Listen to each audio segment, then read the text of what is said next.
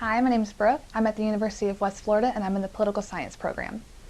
I chose this major because I wanted to help people, but I don't like medical stuff and I don't like business, so I'd assumed that political science would be a good route for me to do because I can help people through the government in making change that would affect them. In the long run, I would like to become a lobbyist in state government in Florida. I really enjoy higher education, so I hope that through lobbying I can help people in the higher education field. Coming into the political science program, you can expect to take classes that focus on international relations, comparative politics, and American politics, and a lot of theory classes. Some of the classes that you will take will be institutional American classes, such as the presidency and the legislative process. These will help you better understand the institutional framework of the American government. Also, you'll take classes that involve American political thought or Masters of Political Thought. These classes will teach you why we have government in the first place and why it's important to study it. So you learn not just what government is, but why we have government. To better help understand what government is and why we learn it, we have a lot of guest speakers that come and speak to us. Recently we had Carl Bernstein. He's a distinguished person in the Watergate scandal, which is very controversial and very interesting. And also we will be able to go to the state capitol and learn a little bit about what goes on there by talking to legislators and important officials in the state capitol arena.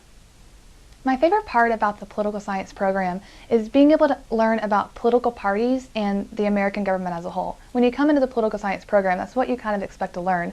But learning about the political party system, and not just that there's Republicans and Democrats, but what they actually believe in and what other countries have and how it compares, is very interesting. Also, with the presidency and being able to learn about the American president, you get to understand how past presidents have ran their country and how it has affected the next generations of presidents. And being able to understand how there's connections between different presidents and different generations. That's very interesting to know. Now, compared to the hardest part, which would be a lot of theory, you don't just learn about what's going on in politics or American government, but you learn about why it's happening. This is very hard because you have to learn that there's subjective answers to things. There's not just yes and no like you learn in math and sciences, but that there's multiple answers and different people think that there's different answers for the same exact question. And so because you're learning about a lot of theory, you will have to write a lot of papers and read a lot. You're not just reading chapters of books, but you're reading the whole entire book because a lot of the theory is based on the whole entire thing. So normally it's about, I would say 50 pages per class a week.